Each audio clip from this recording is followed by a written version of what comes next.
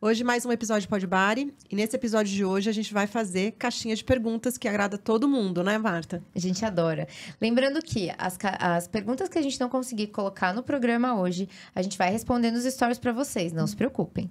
É isso aí, lá do Insta Pod Bari, né? Se você ainda não nos segue por lá, já começa a seguir, porque a gente vai deixar todas as perguntas que não foram respondidas aqui hoje. Bem, vamos começar então com a primeira pergunta da caixinha, que a gente vai tentar encher com muitas hoje. Vamos lá, põe na tela, Gabriel. Ah lá. Caroline perguntou: o que a hepatomegalia interfere na cirurgia? Só para pontuar para quem está assistindo a gente, é o fígado. Quando fala hepato, significa fígado, né? O fígado grande.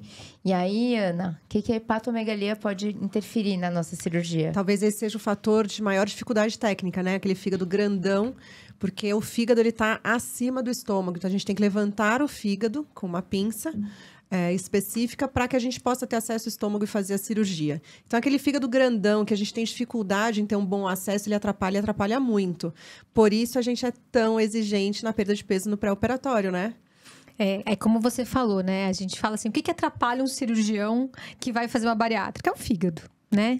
Tanto que quando a gente vai começar a cirurgia, a gente tem um fígado pequenininho, a gente, Exato. viva, né? Então, se a paciente aqui perguntou o que a hepatomegalia interfere na cirurgia, é uma questão de espaço, né? Então, como você mesma falou, né, Ana?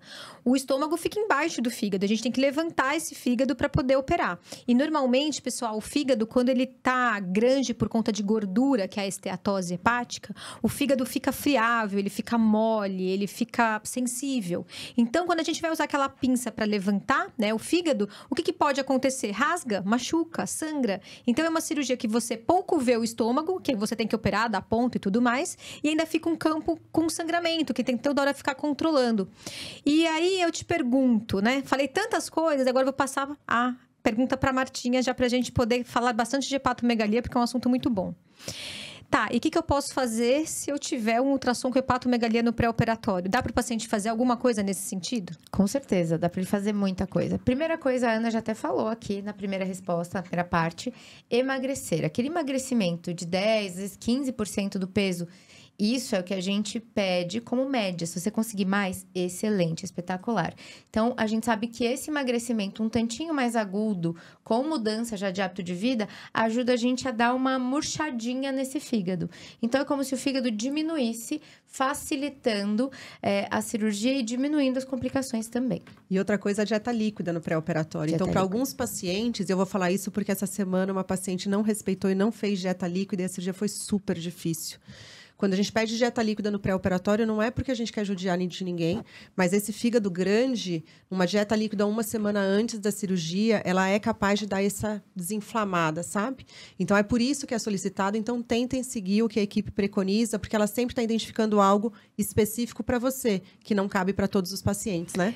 Talvez essa pergunta aqui, ela faz parte daquele projeto do o que eu posso fazer como paciente para mudar a história da minha cirurgia, né? Então, Exato. Quando essa paciente falou o que o fígado grande interfere na cirurgia, é também o que o peso maior interfere na cirurgia, o que o fumar interfere na cirurgia. Enfim, 1 milhão de coisas que dá para o paciente tomar atitudes proativas, ser o protagonista do seu processo e, a partir daí, ele ter um melhor resultado. Então, espero que as pessoas entendam bastante a respeito aí do tamanho do fígado e como isso é realmente um divisor de águas quando a gente fala em relação ao tratamento cirúrgico da obesidade. Se a gente for resumir, Carol, é o seguinte: atrapalha pra caramba e perca peso, que isso nos ajuda.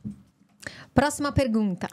É verdade que existe o risco de obstrução intestinal para quem fez bypass? Vamos lá, Marta, o que você sabe a respeito disso? Sim, é verdade. Todos sabemos que o bypass é a cirurgia bariátrica que cursa com um desvio intestinal. Esse desvio intestinal cria espaços dentro do nosso abdômen e aí existe a chance de uma alça intestinal. É muito difícil explicar isso, gente, sem o visual da coisa para vocês. Mas imaginem que cria-se um espaço que antes não existia. Então, esse intestino ele tem a capacidade de entrar nesse espaço e ficar preso ali. Isso é uma hérnia intestinal, que pode ocorrer sim no bypass. Além do que, o bypass é famoso por isso, né? Todo mundo sabe da hérnia interna do bypass, que se chama hérnia de Petersen, né? No pronto-socorro, os colegas também sabem. Mas o bypass também pode ser fruto, né, ser mote de obstrução quando a gente fala de alimentação. A gente já teve casos relatados de colega, não propriamente meus, mas de pacientes que comeram algumas coisas não tão digeríveis e que acabam também causando obstrução. Então, a gente tem duas vias. Ah, então, doutora, não pode comer nada com bagaço, nem uma fruta. Não, não é isso. Mas existe também a obstrução interna, que entope aquela alça intestinal. E existe a obstrução da hérnia, que é a mais comum, é a hérnia interna do bypass, a hérnia de Petersen. Agora, é importante falar que isso é super raro acontecer e que a gente tem como prática fechar esses espaços. Perfeito. Então, apesar de existir, sim, a incidência é super baixa e não é exclusivo da cirurgia bariátrica. Qualquer cirurgia que faça um desvio intestinal, o paciente pode cursar com hérnia. Então, isso não é exclusivo do bypass, não acontece frequentemente, é raro acontecer. Nós fechamos todos os espaços para evitar que isso aconteça. Mas sim, se o paciente tiver um quadro de dor abdominal de forte intensidade, estou falando fortíssima intensidade, num pós-operatório, seja ele tempo que for, ele precisa entrar em contato com a equipe, porque sim, pode ser uma hérnia interna e se resolvido rapidamente, a resolução é super simples. Muito bem. Próxima pergunta, vamos lá. Quando o cirurgião faz a sutura, ele confere para saber se está certinho? Ótima pergunta, Karina. Sim, eu confio para saber se está certinho. A gente aqui é tudo metódico, viu? A gente gosta de tudo muito padronizado. Então, todo cirurgião que se preze, ele sempre tem que conferir se está tudo certinho.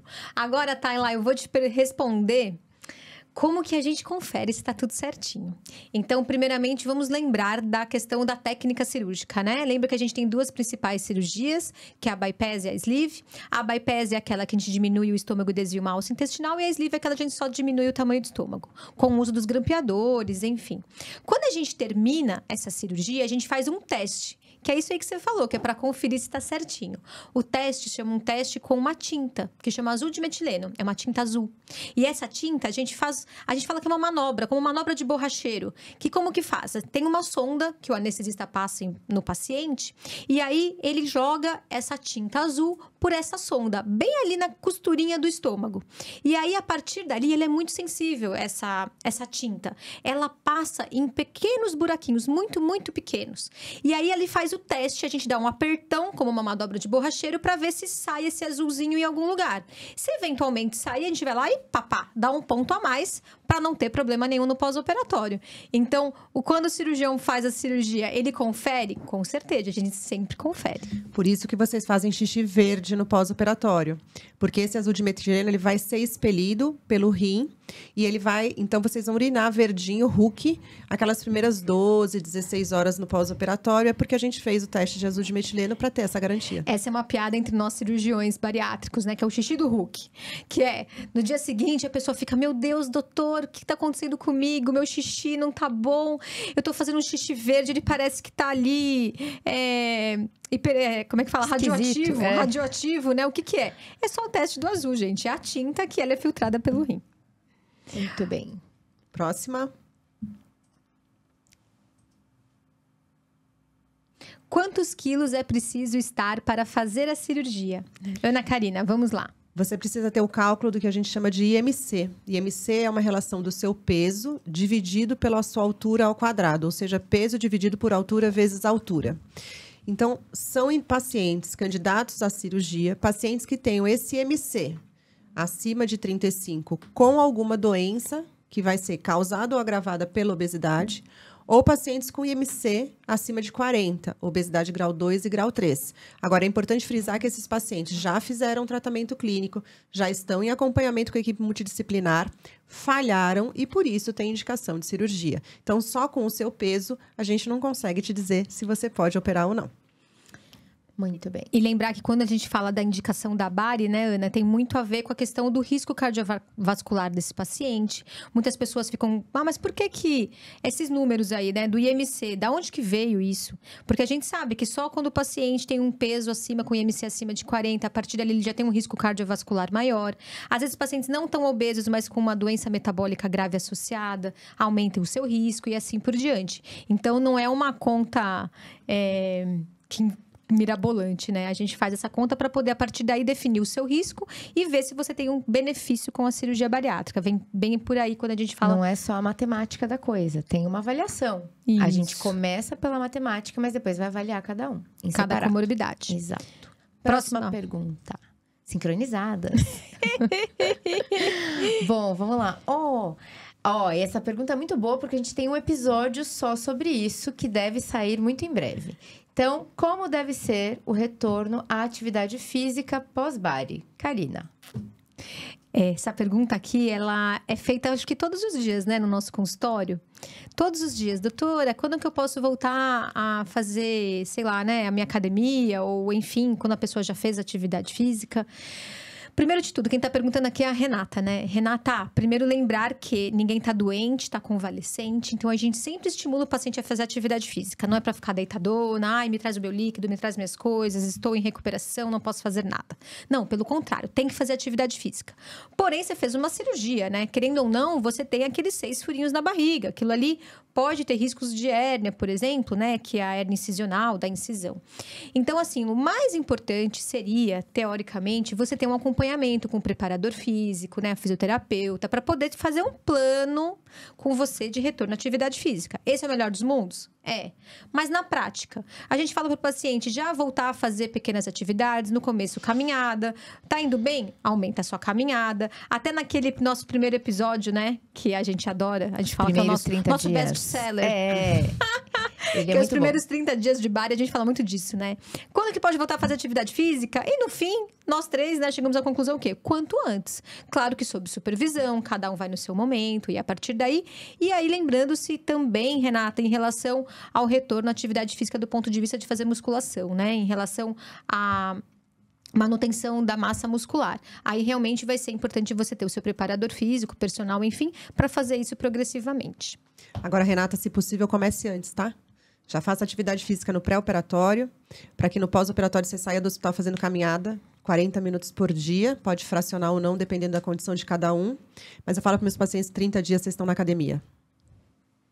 Próxima pergunta, vamos lá, para eu fazer para as meninas agora. Qual o melhor horário para tomar um multivitamínico? Amo vocês. Pode bar é 10. Já gostei da Ingrid, gente. Maravilhosa. Tem que eu costumo dizer que a nutricionista vai casar isso com a sua dieta. Mas, se no momento você tá um pouquinho perdido, o melhor horário é na hora que você não esquecer. O melhor horário é na hora que você não esquecer. Você lembrou, você toma. Agora, mas e a absorção e tal? É claro que existem pormenores que a gente precisa discutir, definir e tá tudo bem. Mas não adianta você saber tudo. Então eu vou tomar 11 horas porque o cálcio absorve antes do almoço, porque o ferro, e não tomar. Cheio de teoria e não tomar. Então, primeira coisa, melhor horário é o horário que você se adapta e o horário que você não esqueça de tomar. E aí, depois, se você precisa de mais algumas suplementações fora o multivitamínico, isso vai ser discutido individualizado para você, de acordo com a sua necessidade, certo? Então, acho que o melhor horário é o que você não vai esquecer. Vocês querem acrescentar alguma coisa? Eu acho também legal falar que existem polivitamínicos diferentes, com posologias diferentes. Então, tô tomando o Belt, que são 3 cápsulas por dia, 3 comprimidos por dia. Não adianta querer juntar tudo num horário só, você vai diminuir a absorção. Então, é legal você dividir. Baristar 2 vezes ao dia, e assim a gente tem mais Bariatric Fusion, 3 a 4 pastilhas, enfim. Tentar não somar, achando que, eu vou tomar tudo agora que já resolvi meu dia. Você vai diminuir a absorção, né? Então, tentar fracionar como é a posologia seria a melhor dica. Alguns deles, realmente, pós-alimentar vai ajudar, mas aí a gente tem que ver individual cada paciente o que ele vai estar tomando. Então, só não somar todas as vitaminas e fazer um combo, eu acho que é bem legal, quando aquela vitamina é para ser usada 2 ou 3 vezes ao dia. Perfeito. E, resumindo, não pode esquecer de tomar. Não pode esquecer de tomar. Obrigada, Renata. Ingrid, adoramos. Obrigada, Ingrid. Obrigada, Ingrid. Próxima pergunta.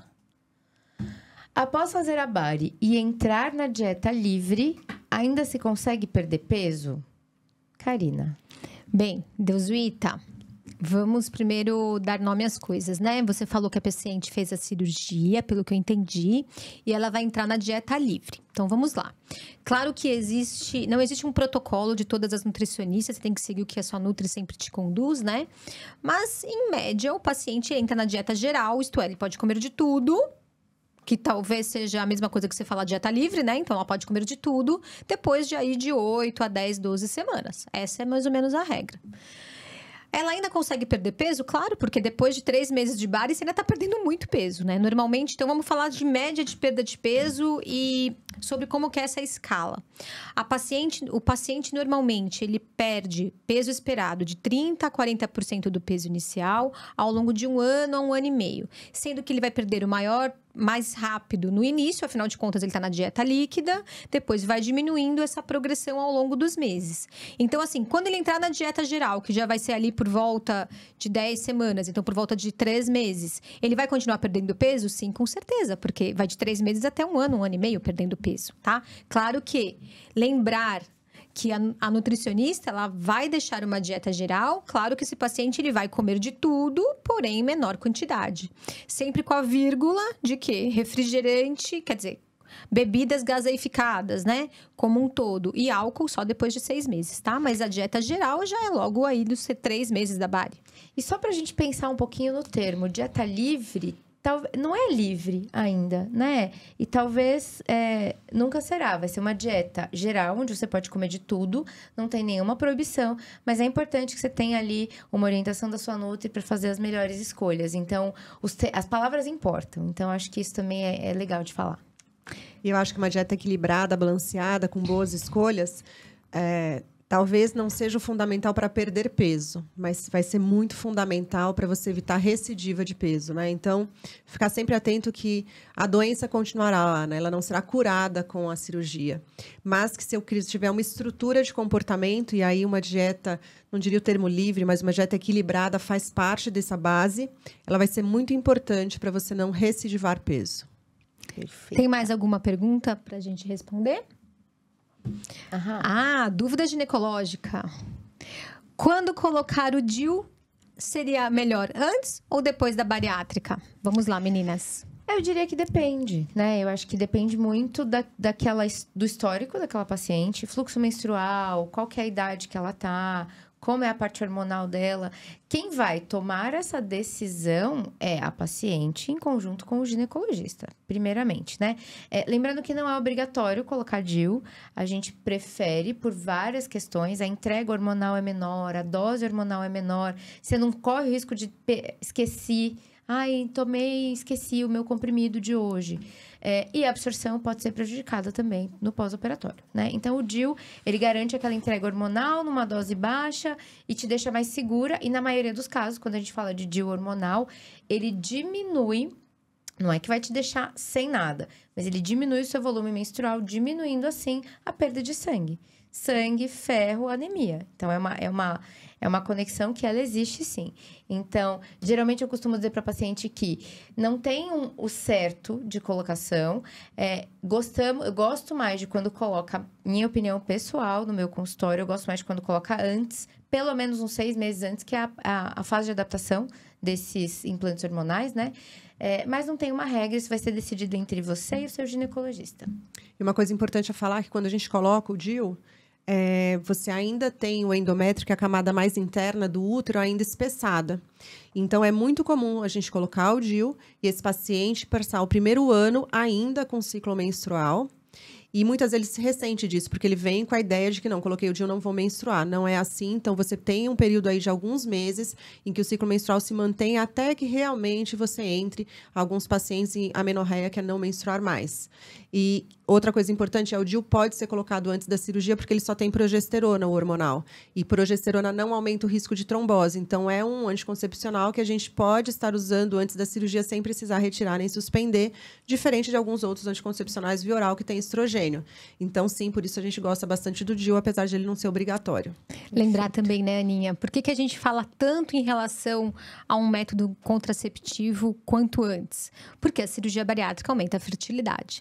Então, naquelas mulheres que têm uma questão de dificuldade para engravidar ou têm ciclos anovulatórios que não menstrua, ou enfim, Pessoal, aumenta muito a fertilidade. Então, por isso que a gente pega muito no pé em relação a tenha um método anticoncepcional quanto antes, pós-bari, para você não engravidar no primeiro ano. A gente poder deixar isso para depois que já perdeu o peso, tá com a estabilidade, enfim, no melhor momento junto com o pré-natal, com o seu obstetra. E aí eu acho que a grande dica é vá no seu ginecologista antes da cirurgia. Quando você começa o preparo cirúrgico, lá naquela equipe multidisciplinar que você está fazendo todo aquele acompanhamento, coloque seu ginecologista, passe com ele, informe sobre a cirurgia, porque aí vai ser começado a discutir para você especificamente qual é o melhor método.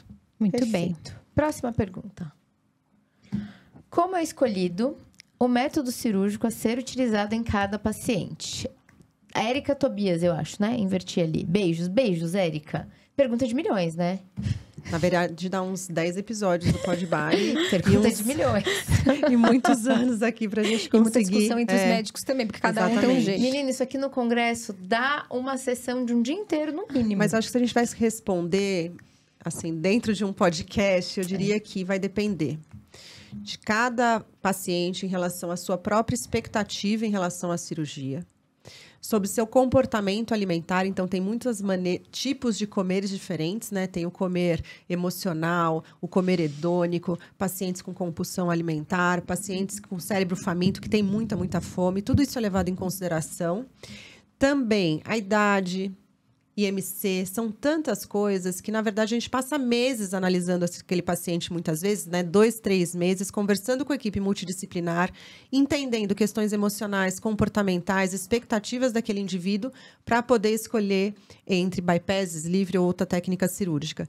Eu acho que o importante é ter a ideia de que não existe técnica boa, técnica ruim. Não existe técnica melhor do que a outra, mas existe a técnica melhor para aquele paciente. E quanto mais aquele paciente se dedicar a ter um pré-operatório bem feito, sem pular etapas, sem tentar correr no processo, mais provavelmente vai ser escolhida a melhor técnica para ele. E dessa maneira ele vai ter o melhor resultado, né? Eu acho que essa é a grande sacada. Quando a gente fica nessa questão da escolha, qual cirurgia ele irá fazer, sleeve ou bypass? Eu acho que existem perguntas que a gente pode pensar a respeito disso, que é basicamente assim, né? Existe uma frase que eu lembro que eu aprendi quando eu era residente, que falava: quando existe mais de uma técnica para tratar da mesma doença, é porque nenhuma é 100%. Todas têm os seus prós e seus contras. Por isso que a gente tem que adequar a técnica ao perfil desse paciente. E não existe a melhor ou a pior cirurgia. Existe a melhor individualizada para você, para o seu caso. Então, tudo que a gente tem que pensar a gente tem que fazer toda uma história desse paciente e, a partir daí, definir qual vai ser a melhor cirurgia, pensando num caso específico. E a melhor cirurgia sempre vai estar vinculada ao melhor desempenho do paciente também, né? Então, não existe técnica que sobreviva ao não bom protagonismo do paciente no controle da doença obesidade, porque ela não será curada, né? Então, eu diria que se dedique no seu pré-operatório, Érica. Manda ver ali com uma equipe multidisciplinar especializada, participe, seja protagonista, porque eu acho que aí você vai, com certeza, junto com a equipe, escolher a melhor técnica para você. Perfeito. Próxima pergunta. Embolia pulmonar e cirurgia bariátrica. Eu tive embolia. Meus riscos são maiores? Elis Francischetti. A gente sempre parte, não obrigatoriamente sim, mas a gente sempre parte do pressuposto que sim.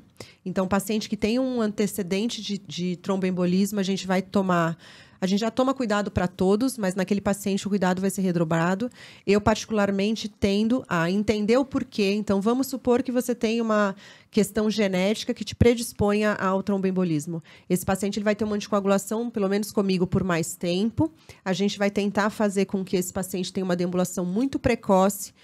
Muitas vezes, manter ele com meia, compressão pneumática, uma meia que fica fazendo massagem na perna para tentar evitar que ele fique lá em repouso e, com isso, aumente o risco de trombose. Então, eu diria que sim, o risco pode ser maior. Nós vamos sempre interpretar que sim, porque aí a gente vai te proteger mais, ser mais cuidadoso com isso, mas não quer dizer que, se tive tromboembolismo, vou ter de novo. Eu já tive muito paciente em bariátrica comigo que não teve, E quando foi fazer uma plástica, teve tromboembolismo, quando foi fazer uma cirurgia de varizes. Então, também é legal falar que não é específico da bariátrica, né? A obesidade aumenta risco de tromboembolismo, assim como o cigarro, alguns fatores genéticos e anticoncepcional. Então, a ideia é pensar que, se já tive, informe ao seu médico, porque ele vai ficar mais atento com isso, mas independente, vamos usar toda a proteção para todo mundo, porque aí a gente vai ter o menor risco possível para todos. Essa é a minha ideia. É legal isso que você falou no seguinte sentido de procurar o porquê que ela teve, né? Tem pacientes que nem se acham a causa. Às vezes a pessoa teve uma embolia pulmonar e ficou muito sem descobrir. Mas muitas vezes o paciente fala, eu tive uma trombose, mas não investiguei, né? Tomei o remédio, passou, parou. E aí a gente manda realmente para o especialista e investiga para saber se você tem uma doença do sangue, como você falou, né, Ana? E a partir daí a gente vai fazer uma prevenção melhor, para a partir daí a gente tentar ter o menor risco possível de você ter a trombose no pós-operatório.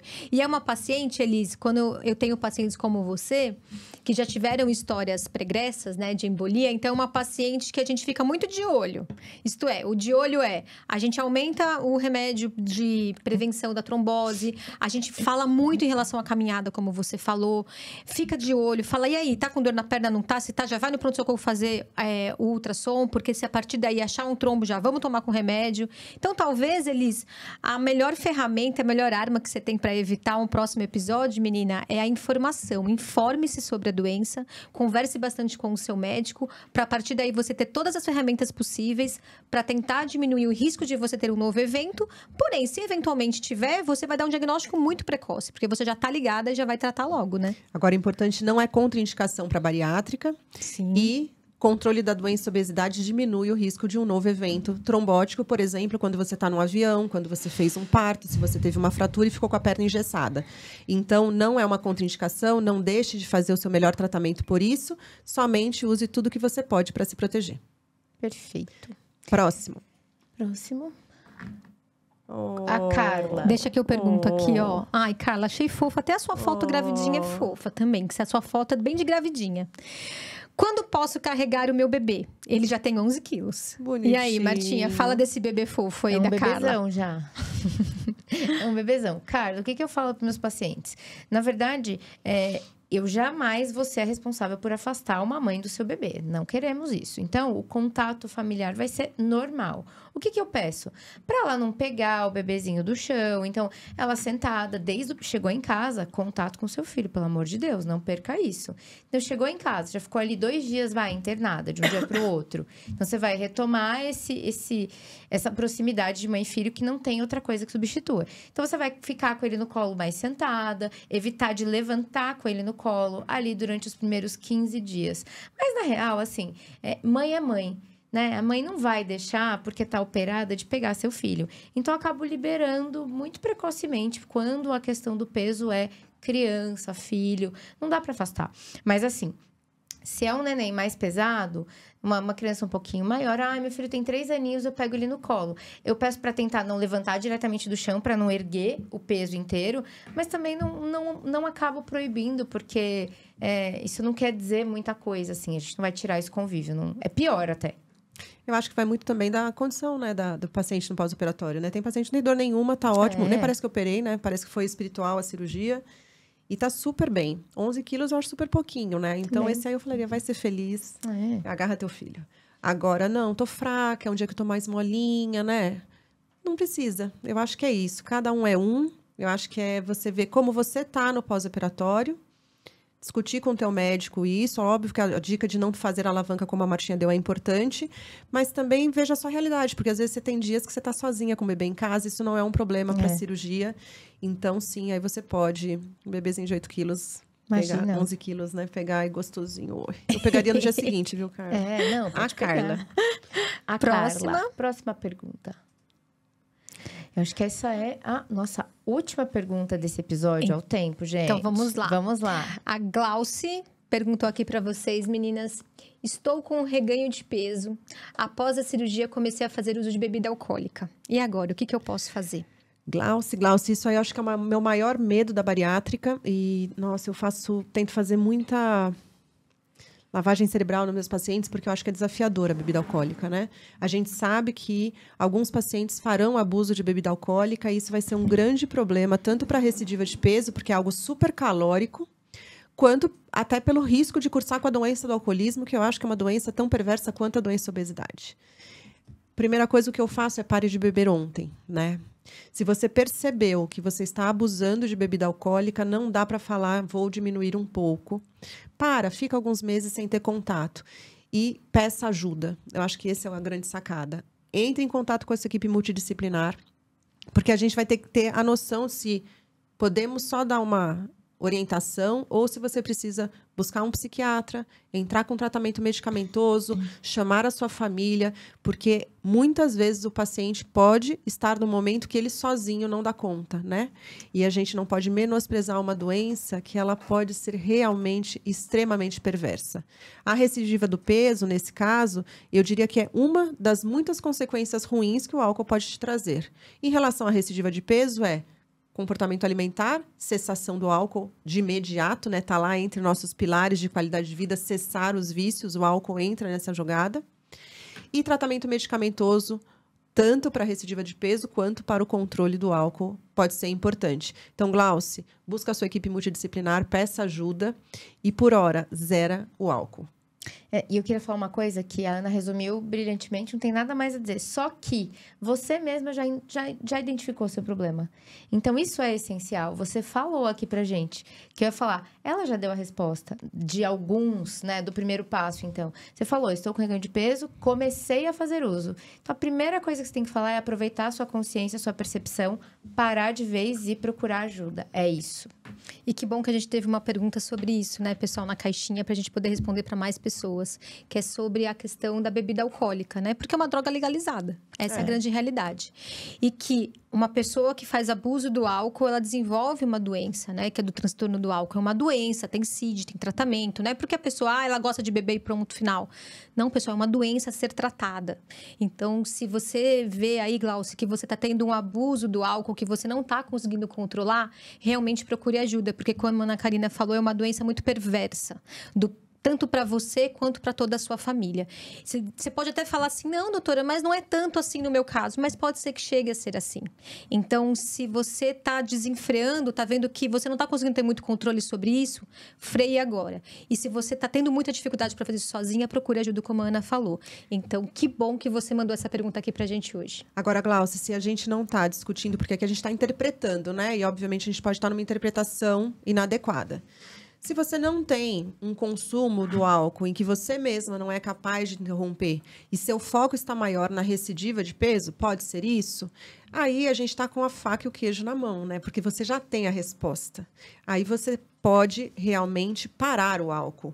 E atividade física, zero de álcool, focar se existe outro comportamento alimentar inadequado, porque às vezes não é só o álcool, né? Porque aí fica mais fácil você também ter o controle da doença e obesidade. Então, a gente não sabe em que extremo você está. Mas, seja ele qual for, a cessação do álcool, ela tem que ser para todos, né? E a equipe multidisciplinar? Indiscutível. Sempre. E, gente, acabou as perguntas, é isso? Acabaram. Será? Acabou? Acabou, Gabriel? Acabaram as perguntas. Olha, foi muito legal, passa muito rápido, né? Eu amo muito Passa o muito episódio rápido, da caixinha de perguntas, mas assim, porque eu até aprendo com vocês, né? Porque eu tenho uma maneira de responder, a Má tem outra, a Aninha tem outra, né? E a gente acaba juntando para poder trazer a melhor resposta para as pessoas. É muito, muito legal. O que é legal que eu acho que as caixinhas daqui, elas refletem um pouco o nosso Insta, mas eu acho que aqui são mais profundas. Eu não sei se é porque eles sabem que a gente vem para um podcast, né? E que a resposta vai ser mais ampla. Então, hoje, por exemplo, foi um dia de perguntas muito legais, né? Que eram... Cada uma dessas perguntas daria um podcast. Daria não mesmo. É? Inclusive do álcool, a gente precisa fazer um podcast sobre isso, né? Muito legal. Tá prometido. Então, pessoal, mais uma vez, a gente agradece muito a participação de cada um que mandou a sua pergunta. E a gente vai sempre tentar, né, fazer aí de vez em quando nos nossos episódios de caixinha de perguntas. E obrigada, meninas, por mais uma vez estarmos aqui juntas. Ah, eu adoro. Só para ninguém esquecer, a gente vai responder todas as outras, tá bom? Muito bem. É isso. Até o próximo episódio do Pod Bari. Vem com a gente.